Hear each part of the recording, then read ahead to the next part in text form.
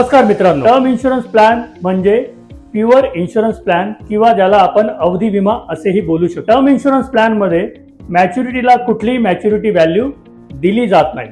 जर एखाद्या पर्सनचा term insurance दरम्यान जर मृत्यू झाला तरच ती रक्कम दावेदारास देय असते. टर्म इन्शुरन्स प्लॅन हा किती रुपयांचा असायला हवा तर आपण एका उदाहरणातून समजून घेऊ.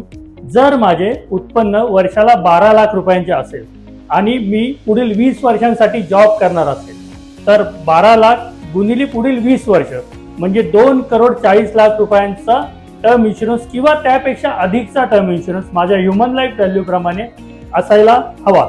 आता टर्म इन्शुरन्स मध्ये कुठले कुठले प्रकार अवेलेबल आहेत तर फर्स्ट प्युअर टर्म इन्शुरन्स, ज्यामध्ये कुठलीही रक्कम मॅच्युरिटी व्हॅल्यू ही दिली जात नाही.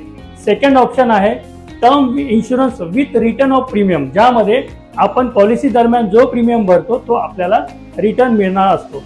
थर्ड ऑप्शन आहे टर्म इन्शुरन्स विथ युलिप, ज्यामध्ये मॅच्युरिटीला आपल्याला युनिट्सची व्हॅल्यू रिटर्न मिळणार असते मार्केट व्हॅल्यू प्रमाणे. आपल्यासाठी कुठला टर्म प्लॅन योग्य आहे आणि आपण किती रुपयांचा टर्म प्लॅन घ्यायला हवा हे जर जाणून घ्यायचे असेल आणि आपल्याला एका चांगल्या ॲडवायझरची जर गरज असेल तर आपण मला खालील दिलेल्या नंबरवर कॉल करू शकतात. मी नक्कीच आपल्याला गाईड करेल. थँक्यू.